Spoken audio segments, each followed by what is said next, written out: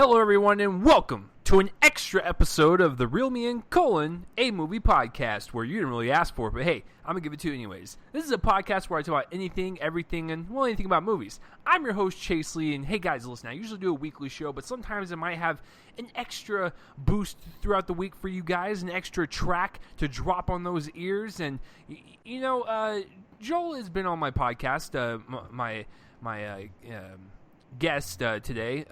He brought this up that we should kind of honor kind of like what Siskel and Ebert did and kind of do like a memo to the Academy and, what if we picked the winners in honor of the Oscar season. So I said, sure, let's go for it. So I hope you guys enjoy this kind of like nice little extra flavor on this podcast channel. But before we begin, Joel, how are we doing today? I'm doing pretty well. I'm excited for the most important movie event of the year tonight. I'm seeing The Bye Bye Man. So Joel will actually die tonight. Like, Joel will not be on the next podcast because he will physically die in the theater. So, Joel, it was nice knowing you. R.I.P. But yeah, no, I saw a couple nights ago, and that's what this week's episode is going to be on, the regular episode, but this is the extra episode, and guess what, guys? Since Joel's the one that brought this up, and it was his idea, I'm going to let Joel kind of take over the entire show, and he's just going to kind of do his thing, and I will kind of just bounce off of what he's doing. So, Joel, what are we doing today, and what is the memo to the Academy? All right, so I think in the mid-'80s, Gene Siskel and Roger Ebert would hold a yearly special episode called Memo to the Academy, and then they would hold one about, I think, the following week called If We Pick the Winners, which was a big event thing. And so what they would do is they would kind of highlight the majority of the likely contenders in some of the major categories and one or two not smaller categories, but less prominent categories, and then they would pick one to fill out the nominee's number, and sort of ones that they feel are kind of on the bubble or dark horses, performances and movies that they felt needed some love, that they particularly liked, and these were always really fun shows to watch. The SiskelandEbert.org is where you can find, I think, 5 or 6 of them. And anyway, it was just a really neat idea, and I felt like this particular podcast was sort of a laid-back thing like this, where you could have special episodes like this. Some other podcasts don't really seem to be the types to be able to do this, but I saw that you had extra episodes kind of peppered throughout, so thank you for taking this on. Thank you for bringing it up, and of course I'm going to be okay with it because I love talking about the Oscars in general. But this is kind of like an homage or like an ode to Siskel and Ebert themselves, because I think Joel and I can agree they are some of the best movie reviewers of all time. So it is nice to like do an episode kind of like in their format that they started and whatnot, because like that's how awesome they are and that's how influential they are. Is still doing these kind of like formats today, Yeah, absolutely. Yeah. And if y'all ever want to be like super energized after watching a 30-minute show, watch one of their worst of shows from the 90s, because those were endless entertainment value. Anyway, all right, so I think I'm going to go ahead and get us started. I think we're going to go ahead and start with Best Supporting Actress.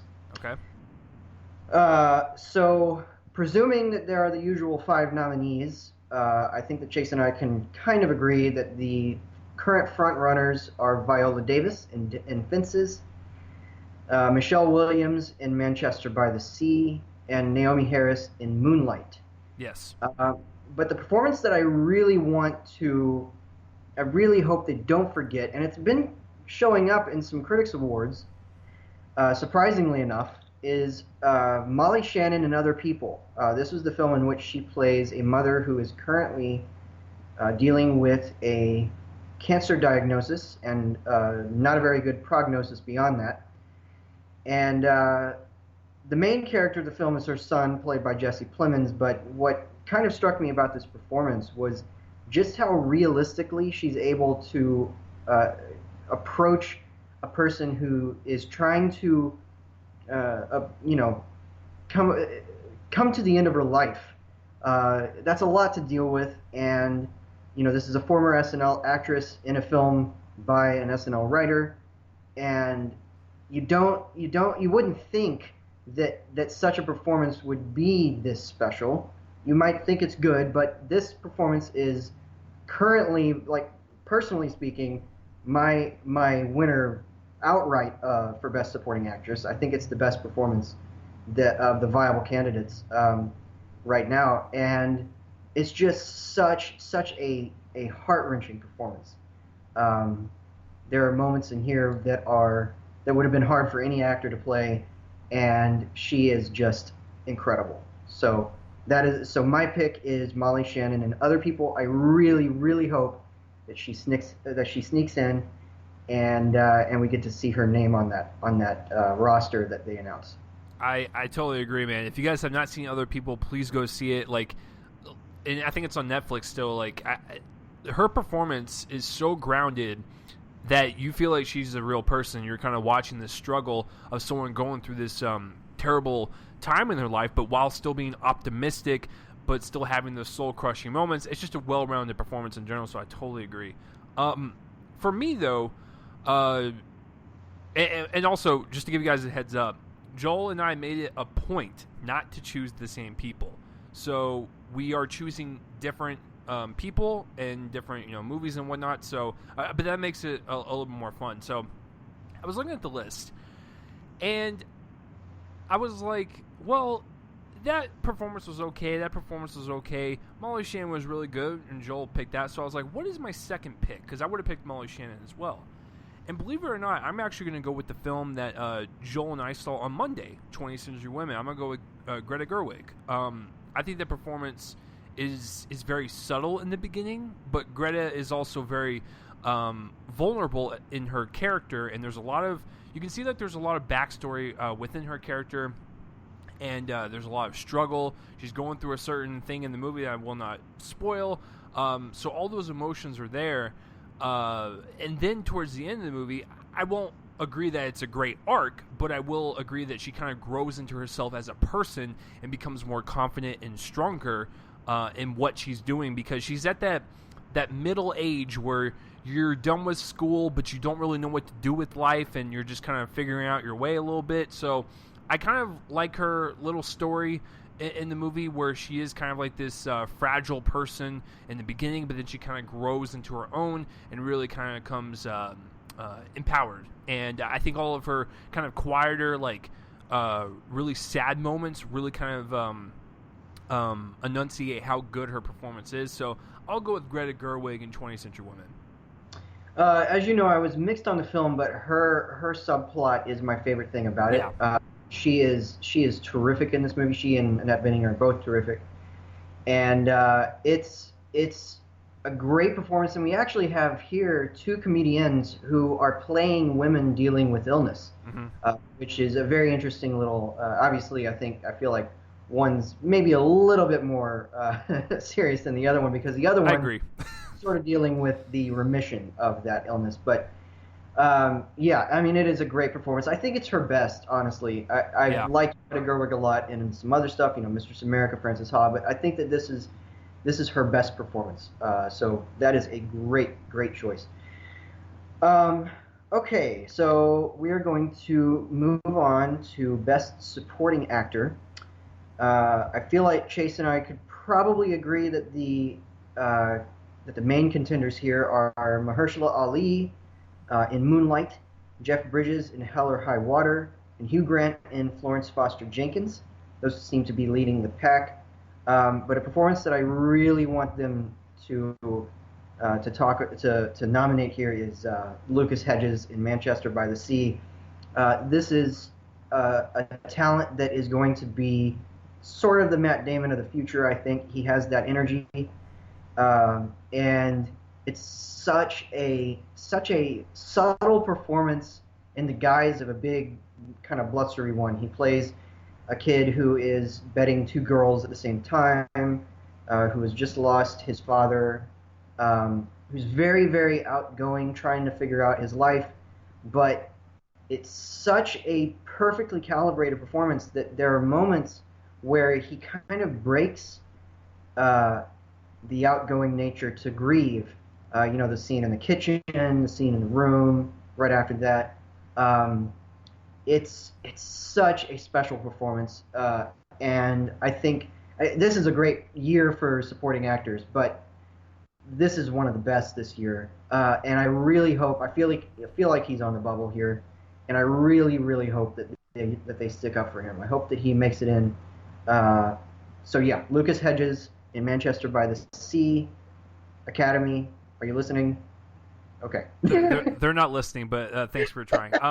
You know what's really funny is, like, Joel and I saw Manchester by the Sea together, and when we walked out, we were walking to the car or whatever, and we were talking about the movie, and I was like, damn, Joel, do you remember, like, that awesome scene in the middle of the movie where Casey Affleck really shined as an actor? And the first thing Joel replies with, I really like that Lucas Hedges guy. Like, he didn't even comment on the Casey Affleck thing. The first thing he said was Lucas Hedges, and that's all Joel's been raving about, and I believe him. Like, he's it was a very, like, nuanced performance. It wasn't, like, overdone or anything. It was just a kid trying to figure out how to deal with this tragedy in his life. I mean, he rebels. He's in grief. Like, it's a very, like, layered performance of a kid or a teenager, as a matter of fact, going through this. So yeah, great pick. For me, I mean, as my second favorite film of the year, I had to pick this because when I walked out of the movie, I was like, Michael Shannon, you fucking beast in Nocturnal Animals. It's not like like a very emotional performance, even though you could probably argue that.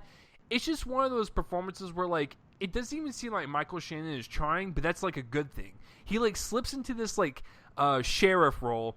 He's such a badass. He doesn't take shit from anyone, and when you realize why he is the way he is, like, he's even more of a badass. And a lot of people can conjure up that maybe he's, like, the subconscious of the book. There's a lot of things going on within the book. That's for the movie review. But I just think for the actual, like, screen presence in a film, Michael Shannon has definitely one of the best of the year in Nocturnal Animals. Like, every time he was on screen, I was glued to it. Every interaction he had with Jake Gyllenhaal was just so great. I love their back and forth. So yeah, Michael Shannon for me is my pick. It's a great performance. It's my favorite thing about the movie. And we talked about this on your show. I was mixed on the movie, but he's really, really fantastic. Right. There's a lot of very subtle notes in there that the role could have been, and I feel like it might have been on paper a one-note role, but he adds various different notes, and it's very good. Very, very good pick. All right, so kind of rushing through these, but nevertheless, we'll pause on Best Picture for sure. So Best Actress is our next category. The likely top contenders in this seem to have kind of shifted around a lot in the last few weeks, but I feel like right now they are Emma Stone in La La Land, Natalie Portman and Jackie, and Meryl Streep and Florence Foster Jenkins. But if they're going to nominate Streep for a comedy, then I really hope that they don't forget about Kate Beckinsale in Love and Friendship. This is the Jane Austen adaptation, directed and written by Whit Stillman, and she plays this lady in a manner. She's kind of this latch on in this family. She kind of drags everybody down. She's a very callous presence, but it's a very funny movie. It's one of the year's best comedies. And what Beckinsale is able to do is she takes this really, like, vicious character and adds a humanity to her that makes us like her even though we shouldn't like her.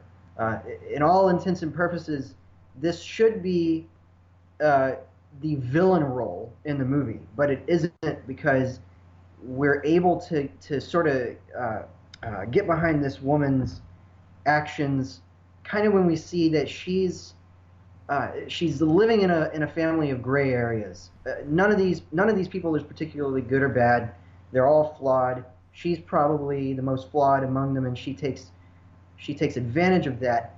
But she still remains sympathetic, and it's just a she needs to do more of this and less of Underworld Blood Wars. That would be really nice, really really nice. There's Joel's hot take for the day. There's my hot take on Underworld Blood Wars.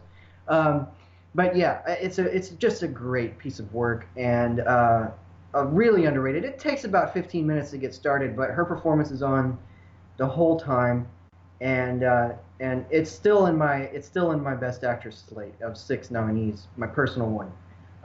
And I just really hope that they don't forget about this one. That's really interesting because I heard a lot of people talking about the movie, and I was like, "What?" Like, honestly, I didn't even hear about it, and I'm in movie news knee deep, balls deep, whatever you want to call it, all day, every day. So I was like, "What the hell is Love and Friendship?" And when you hear, like from Joel or like other critics, like saying, "Oh my God, this is one of the best of the year," I was like, "Okay, let me check it out." And like by the time I wanted to go see it, it was already out of theaters. So. I've been hearing a lot of great things, especially from her, so I'll definitely have to check it out. It's on Amazon Prime. Okay, I don't have that. Oh, you don't have that? Okay, well, I don't. For everybody else who does and hasn't seen it, it's on Amazon Prime. I actually saw this on accident because I was trying to make it out to a screening of something else, I think, and I didn't make it or something, and so, or it was canceled and they didn't tell us, and I had already made it out there and it was playing, and I decided, you know what, I'm just gonna see this, whatever it is. And it really surprised me. So yeah, totally took me by surprise. Awesome. Yeah, I'll definitely have to check it out. And you got Joel's recommendation on here, so go check it out, folks. When I was looking at the list, I was trying to really look for that performance that I remember, and I don't think it's like the most like layered performance, but I think that she delivered a good enough job to where. When I still remember that one scene, it still breaks my heart every single time. Joel knows which one I'm talking about. For Hidden Figures, I'm gonna go with Taraji P. Henson. I haven't seen Hidden Figures, but okay, well, never mind. That flew out the window. Anyways, in the movie, she plays a real life person who works at NASA in the '60s, and at this point, America is like ultra racist and ultra sexist. I mean, it still kind of is now, but at least we have laws now that can't separate bathrooms and shit. But with her performance, like she's a hardworking individual.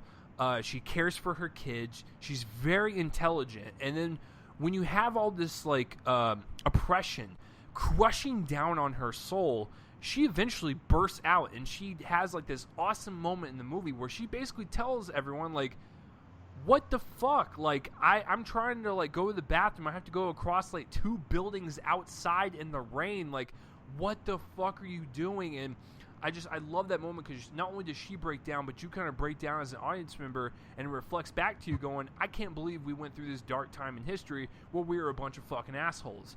But not only that, her character, grows, and she ends up becoming the most popular one to talk to in terms of the mathematics with the astronauts and stuff, like, because she has that personality. She's bubbly, but she's also not, like I said, ditzy. She's very intelligent. She knows what she's talking about, and that's kind of like the alluring presence that she provides in the movie. And I think that one scene alone is enough to justify this nomination. So that is my pick. Well, I'm definitely going to see it. I'll probably rent it down the road if I don't see it in theaters. But yeah, I really want to. It looks terrific. Perfect. So basically, this whole category, I didn't see Joel's movie, he didn't see my movie. So there we go. We talked about it. That's our goal for the next week. Perfect. See each other's movies. Okay, so next category, Best Actor. I feel like this is probably the hardest category to predict, but I feel like the obvious possibilities here are Casey Affleck in Manchester by the Sea, Denzel Washington in Fences, and Andrew Garfield for either Hacksaw Ridge or Silence. He could sneak in for either of those. Mm-hmm. But honestly, like if this performance that I'm about to say gets nominated, it's it's my personal favorite. It's going to be my personal favorite of that group, and that is Ryan Gosling in La La Land. Uh, Whatever, he can't sing. That's kind of part of the point of the character. He's still got a solid voice. This is probably maybe not his best performance that I've seen of him, but it's my favorite.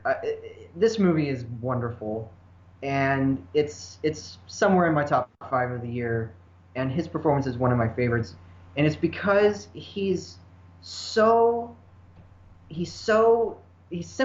First of all, he's easy to sympathize with as this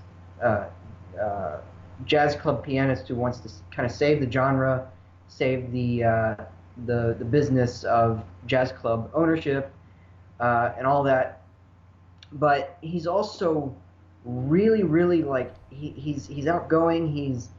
It's just a fun performance. When you get down to it, he puts his whole body into this performance. He's performing the dance moves. He was, all of this was choreographed with the actors. No stand-ins, anything like that. All them, Ryan Gosling and Emma Stone. And as great as Emma Stone is, I feel like Gosling is the easier one to kind of forget. So I really hope the Academy doesn't do it.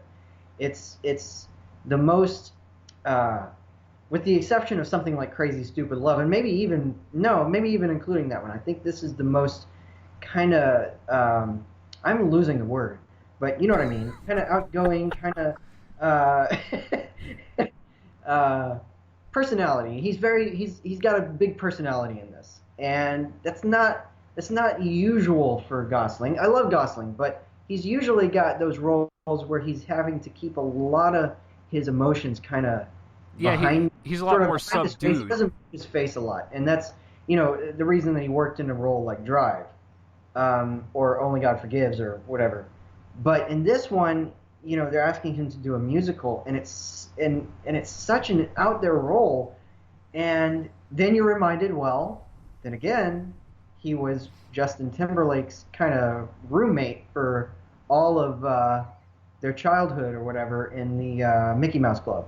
So you can kind of see that he's kind of going back to his roots there, where he has roots in this kind of music, kind of popular venue, and now his career has turned into more serious roles. But it's nice to see him get back to something like this, where he has a lot of personality, and it's just a great performance.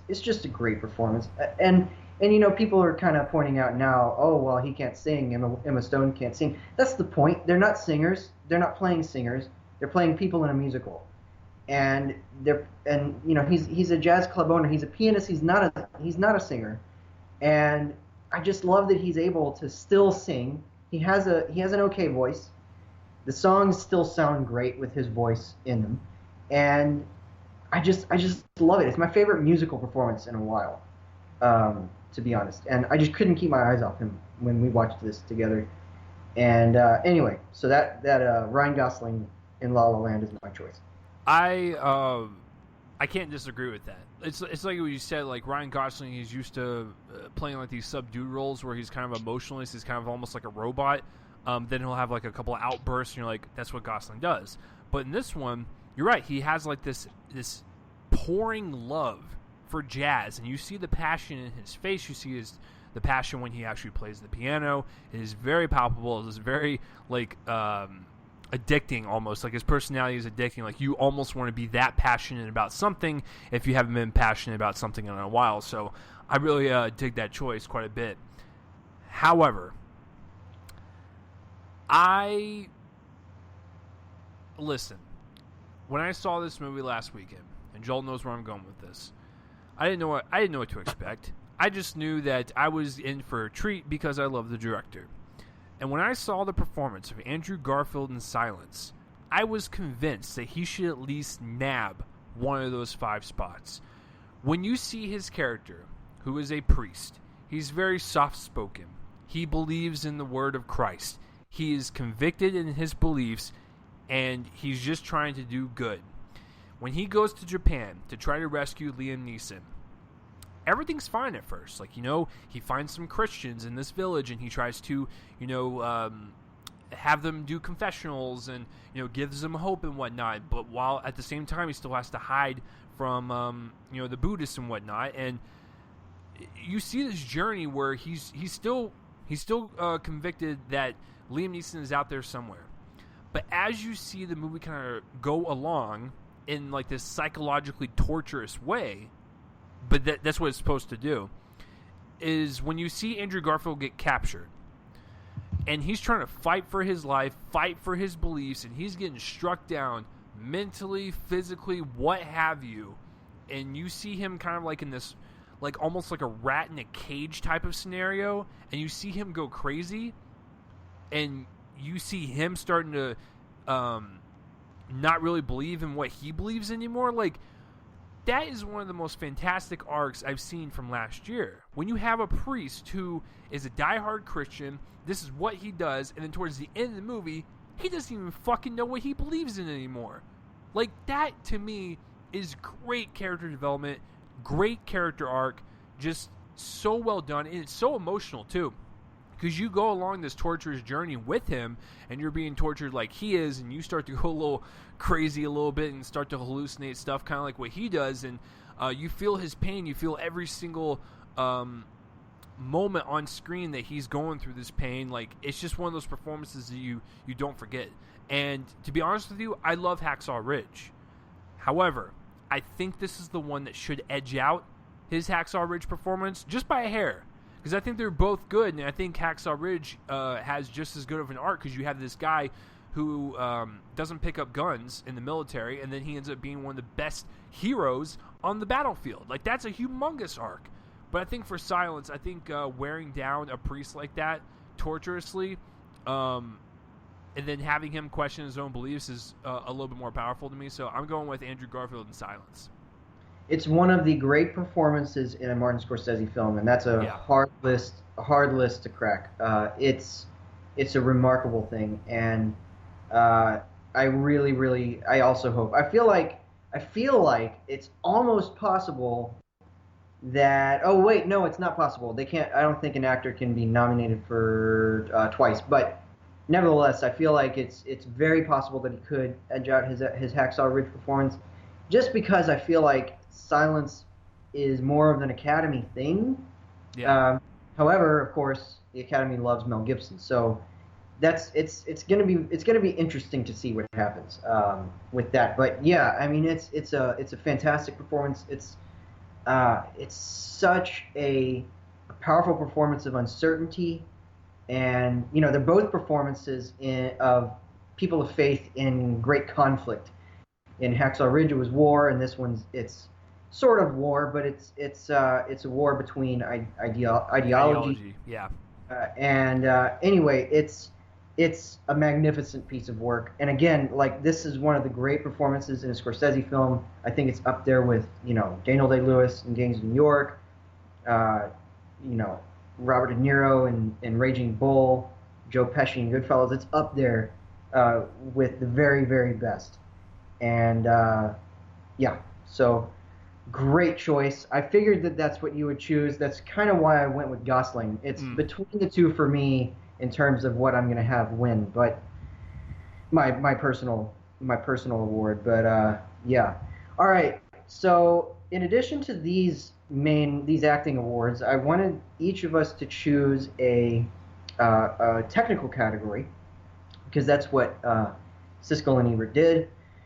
And so I let Chase choose one, and then I chose another one. And so I'm going to hand over Best Cinematography to Chase. I'm going to let him kind of lead that. But I will say, once I go back to it, that the leading nominees... Hold on.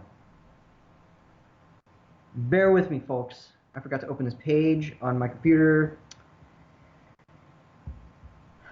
I'll tell you all what the leading nominees are. I feel like they're probably Linus Sandgren for La La Land, Greg Fraser for Lion, and Bradford Young for Arrival. I feel like those are probably the three kind of leading nominees here. So I'm going to let Chase tell you his choice, and then I'll kind of go with another one. All right, so I'm going to stay on the silence train, and I'm going to choose silence as my pick for cinematography. And the reason why I'm doing all these silence picks is because seeing all these award shows or like nominations go on right now, it's kind of like a crime that silence isn't getting as much love as it should. So this is why we're doing this, type of episode, so we can give that type of love and be like, yo, Academy, please vote for this shit. All right, so I'm going to choose silence for this one, because not only do we have these beautiful wide shots of Japan and the mountains and the beautiful luscious villages and the ocean, not only that, it makes the movie look so beautiful, but at the core of the movie is so horrific. It's kind of like that awesome, beautiful contrast where it's shot so epically and so beautifully, but deep down in the story is this like really sinister, sadistic fight of ideologies, like Joel said. But yeah, I love, like, even with the torturous scenes, it's so beautifully shot, and it's weird to say because it's like you can't take your eye off of it from the visual beauty of the frame and the actual horrific details that are happening. So you're kind of like in awe of both things. So you're kind of just like sit there like almost stunned almost. Not only that, it's got some great camera work. What I really appreciated was when this isn't really a spoiler. Andrew Garfield does get captured. Duh. And he's in a cage, and you see his POV in the cage. So we have the camera like shooting through the slivers of the wooden bars, if you will, and the camera would move from left to right to show the action of what's happening outside the cage, but the camera would perfectly land in between two wooden poles to see the action happening. And to choreograph that alone was amazing. I know that's like a really small detail of the movie, but like that stuff intrigues me. But yeah, it's just a beautiful film to look at while being pounded with this psychological torture. So at least you have some good visual eye candy if the torture scenes bother you. So I'm gonna go with silence as my pick. So Joel, what do you think about that? And I'm curious to hear your pick too. Yeah, that's Rodrigo Prieto shot Silence, and he also shot The Wolf of Wall Street for Scorsese, and completely different movies. But a little bit. This guy, he doesn't lose. He doesn't do bad work. I think my favorite work of his might be Brokeback Mountain, actually. So that shows you his range, all these different kinds of movies. And he actually, I didn't see it, but he also shot Passengers. So it's just interesting, the modes that he works in. And here it's as you said, it's a lot of wide shots. There's a lot of close up.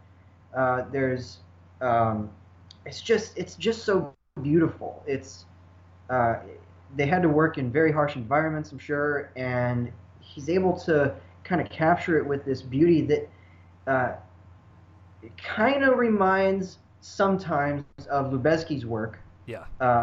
Emmanuel Lubezki's work, but it's something else, something all its own too. And I mean, it's just got that signature Scorsese beauty to it that I love. So it's a great choice, but I can totally see it also being something that they just see Silence, oh okay, and then they don't, and then not enough people voted in the number 2 spot or something. And so I can see it kind of being left out because of that. And it's the same thing with my pick, which is Moonlight, featuring work from James Laxton. It might seem obvious considering this is such a high up kind of Best Picture probability, but think about this though. The picks that we feel are probably higher up on the list of predictions, all of those have a more obvious signature of visual beauty than Moonlight does. And I feel like that's because Moonlight takes place in, on a lot of streets. There's not a lot of visual scope here, but there is. It doesn't seem like there is, but there is. There's a surreality to Laxton's work that is absolutely hypnotic. It's the best cinematography of any movie I saw last year, and it's just so gorgeous. It reminded me of the work on Creed sometimes from the year before, in that it almost is like it creates a sense of iconography with some of its shots almost casually. It's almost like it was easy to do for Laxton. Clearly was not. I mean, this is hard work pretty much all the time, but it's just so beautiful. And when you have a film that's based on this unpublished play called In Moonlight, Black Boys Look Blue, color's going to be a very important part of this. Capturing these people in the light that he's able to capture them in is absolutely tantamount to this movie's effect. And so not only do you have just beautiful work, taking it on, you could watch this on mute and notice that. You also have the fact that the lighting and composition is of paramount importance to this movie. And so it's just absolutely gorgeous work. And that's, like, as much as I love a bunch of the films that are going to be nominated and could be, it's this work that I feel kind of is the best of the year. So that's my choice. Moonlight, James Laxton. Awesome. Yeah, I totally agree. Listen, I've said this once, I'll say it again. If you haven't seen Moonlight, what are you doing with your life? And it's a perfect movie. That's it. That's all I got to say. Absolutely. It's the best film of the year. Yep, so. For sure. All right. So my choice of category that I chose was production design. And I feel like there are three nominees here at the top that kind of shifted in the last couple of weeks, including in the last day or so, I think. But La La Land, featuring work from David Wasco and Sandy Reynolds Wasco. Fantastic Beasts and Where to Find Them, featuring work by Stuart Craig, James Hambidge, and Anna Pinnock. And one that's kind of bubbled up a little bit, I think, in the last week, Hail Caesar, from Jess Gonshore and Nancy Haig. So anyway, the one that I want to choose, though, is my winner in general, which is The Handmaiden, from Song Hee-Roo. This is the film that follows a very interesting set of con artists conning each other constantly. It's one of the best films of the year. I was happy to finally see this a few weeks ago. And the reason that I'm choosing this for production design is because at the center of this film is a mansion, or a manor, whatever you want to call it. And this thing is basically a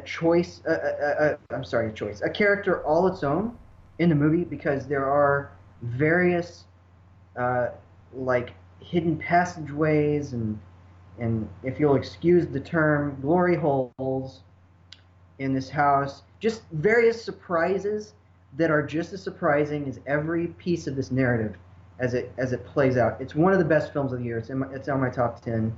It's a complex film about con artistry, about the people who perform it. And for that, you have to have an interesting place in which, either an interesting narrative or an interesting place in which they perform these cons, or both. And in this film, you have both. And almost all of it takes place within this house.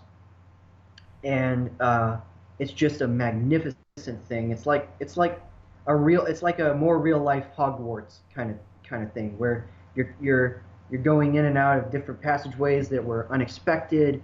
There's like this massive basement area in which a lot of secret things go on, and it's just a fascinating place to watch. So, and it's just beautiful on its own. The architecture is insane, and it was all a set.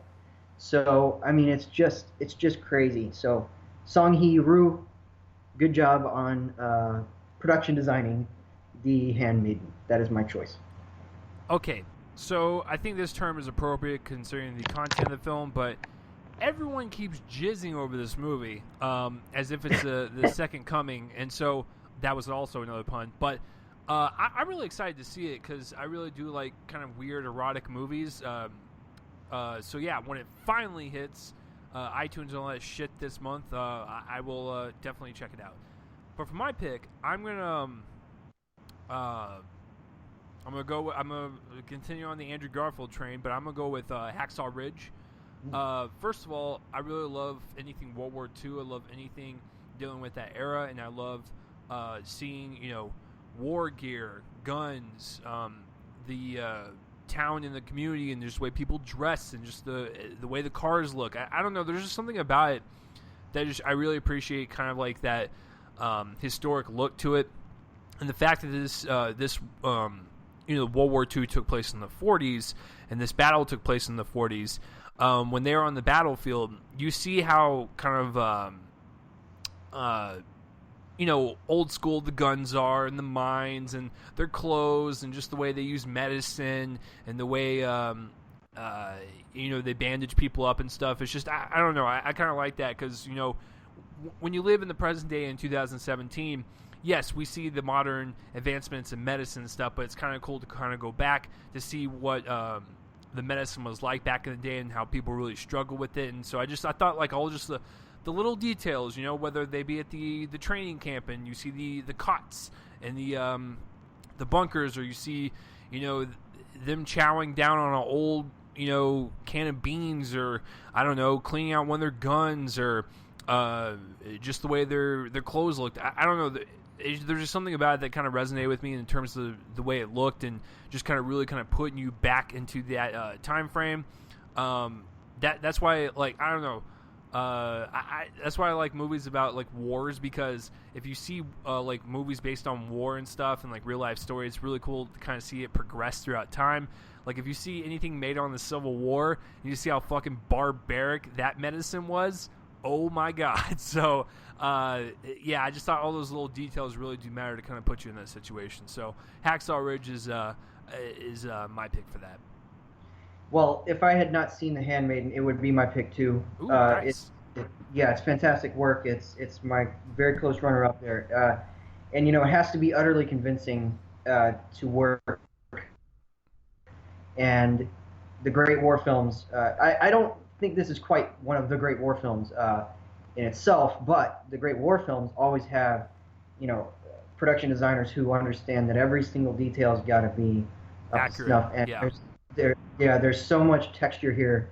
The various places where they have to rest, the places of combat themselves, all the various structures that they have to keep up there. And it's also, on an unrelated note, a slightly unrelated note, it's also my winner for makeup effects.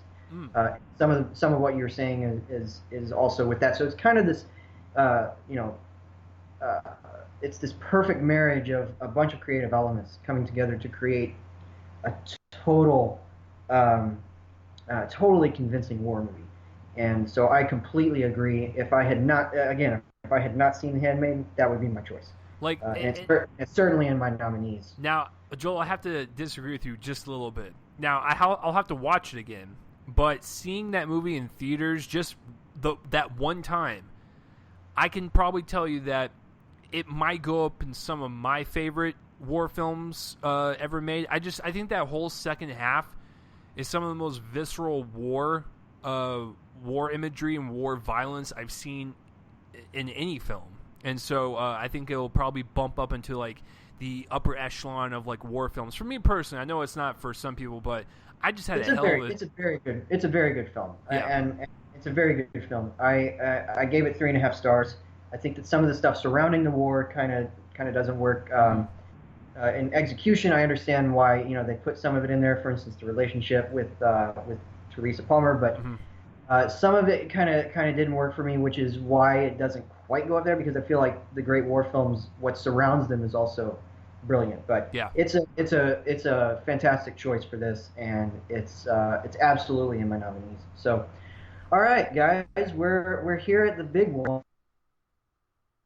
We want to do all of the nominees, of course, but we wanted to do them and kind of leave it there.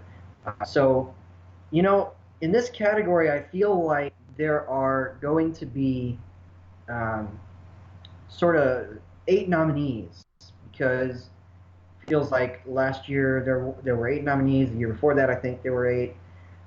So it just feels like eight's kind of the number. So And just real quick, Joel started breaking up in the connection. We're doing Best Picture now. It was really funny. Like as you oh said, like let's get to the last category. And you started gurgling. You sound like a oh transformer masturbating. I was like, Joel, what the fuck? And so I was like, I don't think anyone heard that. So we're doing Best Picture. Just to let you guys know. yeah, we're doing Best Picture. So I feel like there are going to be 8 nominees here. So I'm going to kind of choose the 6 that I feel are going to be major contenders, and those are La La Land, Moonlight, Manchester by the Sea, Hacksaw Ridge, Hell or High Water, and Fences. I feel like those are absolute nominee probabilities, but I really hope that they don't forget Jackie. You son Uh, of a bitch! Like when Joel sent me that list, I was like, God damn it! I really wanted to put Jackie on there. well, I love this film. It's my number 3 of the year, and this is the one that follows that sort of bridges the gap between the assassination of President John F. Kennedy and his funeral procession, specifically the impact this has on Jacqueline Kennedy, and where her place is in the world after being widowed of the president, and that she's no longer the first lady technically. There's a different one that comes in. That's Lady Bird Johnson, and kind of it's just an interesting, almost impressionistic kind of uh, uh, exploration of grief, of immediate grief, not so much long-term grief, although there is uh, a framing device that suggests some of that, but and that's her being questioned by a reporter. But in terms of what the film is studying, I feel like it's exploring immediate grief, this sort of the immediate trauma of losing a loved one, and it's a great production, but it's a great piece of visual storytelling. There's a lot of moments here, for instance, the actual assassination moment that work so well at getting us. It's the assassination is kind of a frame of mind, which is interesting, and Natalie Portman is just tremendous in this movie, um, tremendous performance, and anyway, it's just such a thoughtful film too. There's another sort of kind of framing device of her talking to a priest played by John Hurt, and John Hurt is one of my supporting actor nominees. He's fantastic in this movie, and anyway, it's a thoughtful work. It doesn't exploit the tragedy. It explores it, and that's important to remember. I feel like there's this idea floating around that it's exploiting the tragedy, but No.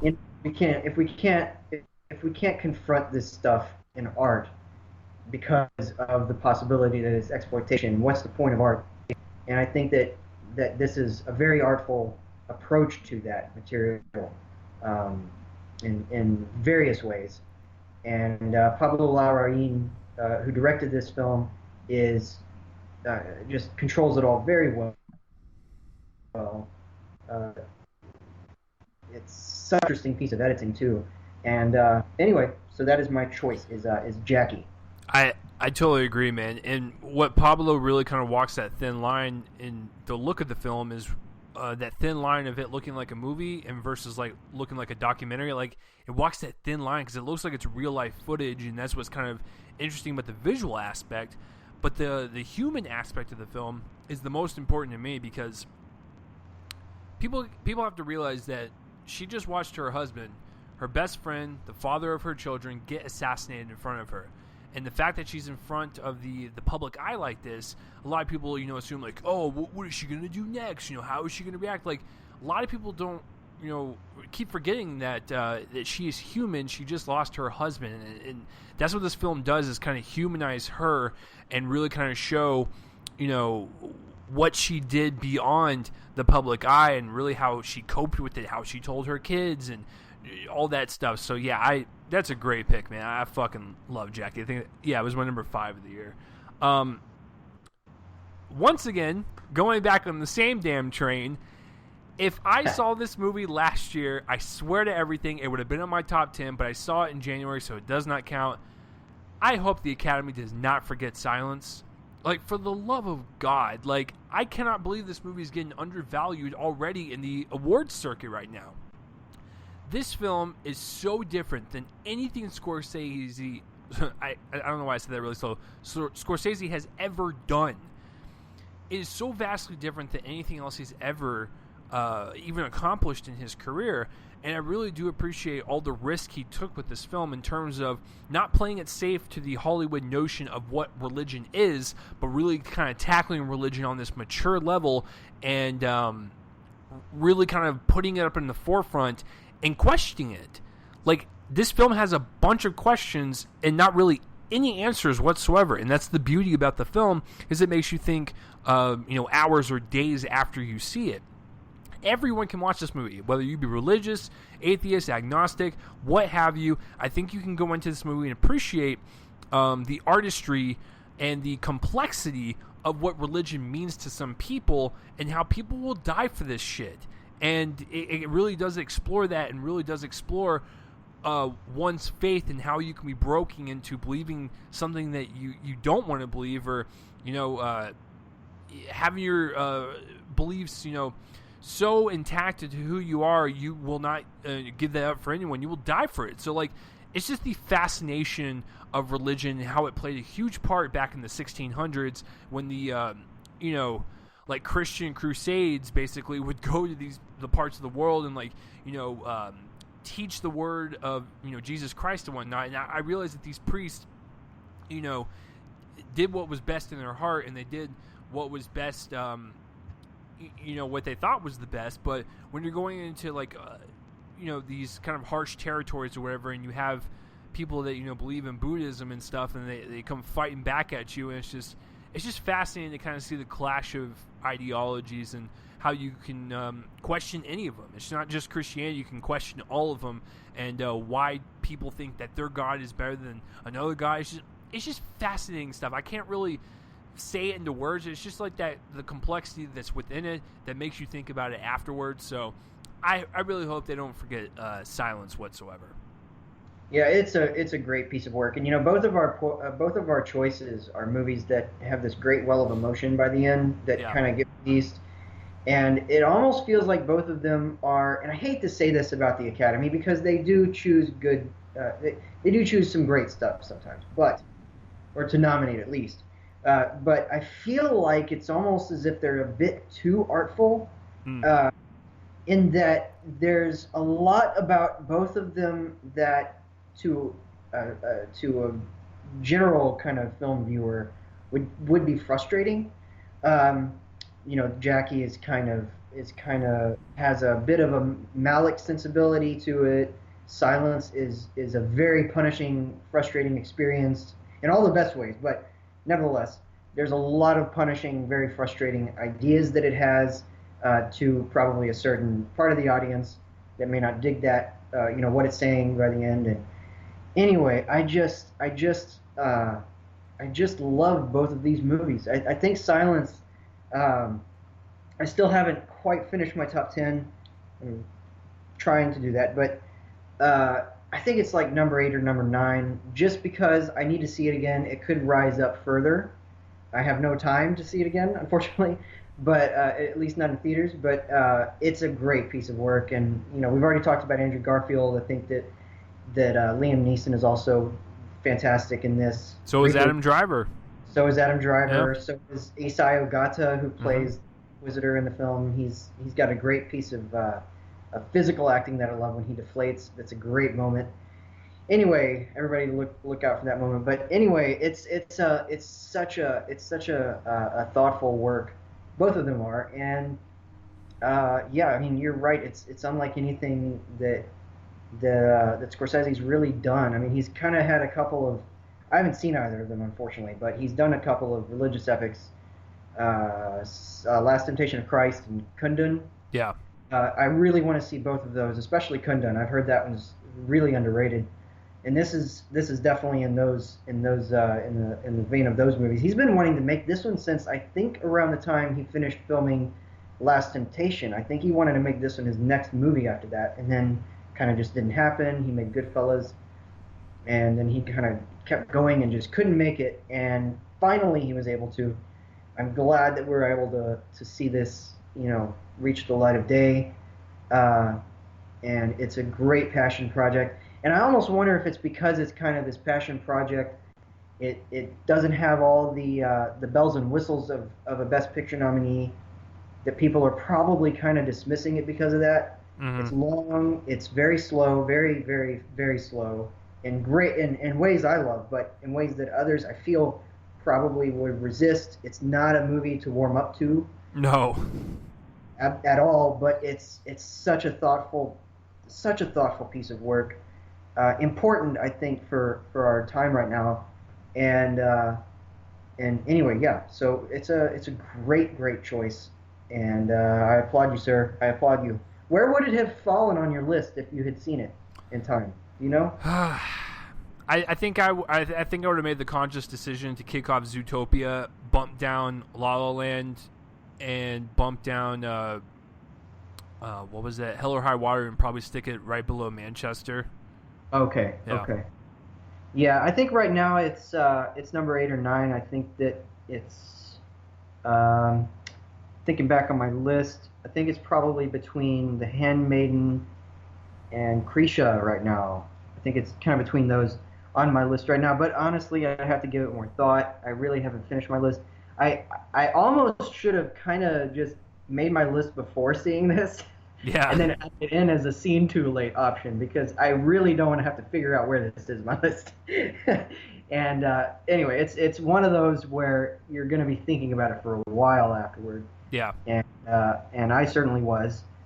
So, and I even tweeted that night when I saw it. I said, having to figure this out. I ended up not doing the recording, but I was planning on recording with a colleague of mine, Mark Dusick, about our 10 best of the year. And I saw this the night before we were meant to record, and I even tweeted. I said, having to figure out if Silence is on my top 10 after only one viewing the night before I'm going to record about the night before I finalize my list is brutal. Yeah. Because it's just it's something you got to think about for a long time, maybe see again, to kind of shake it into place in your head. It's just one of those, man. It's just one of those. Yeah.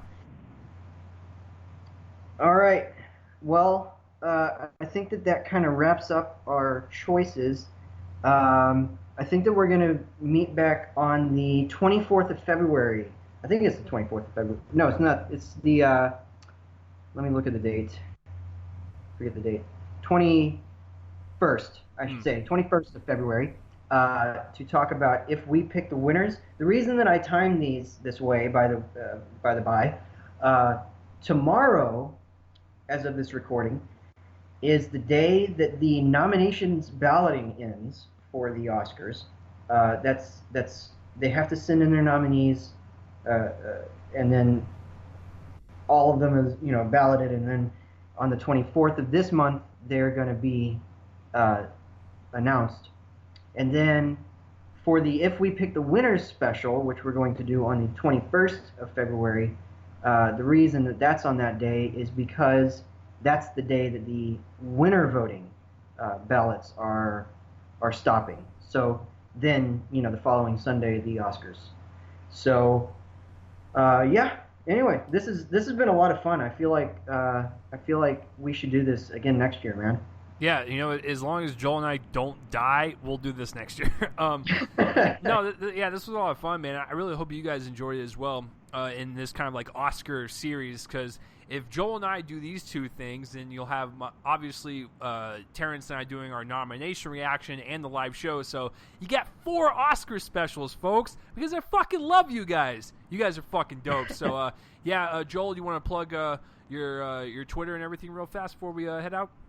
Yes, you can follow me at Twitter at Copling. That's COPLING _ Joel JOEL, and then my website is www.joelonfilm.com, and I've actually finally started writing on it again. I took a long break, but I'm writing on it again. I've got reviews this weekend, and so exciting stuff coming to that website. It's going to get a makeover too, so exciting stuff coming to my website, joelonfilm.com.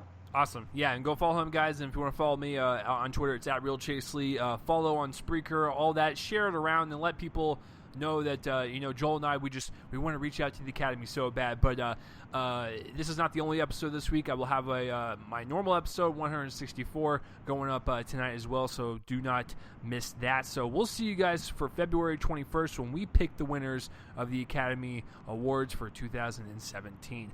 I'm Chase Lee, and that is Joel over there. And we will see you guys on the 21st of February. Peace out. Good night.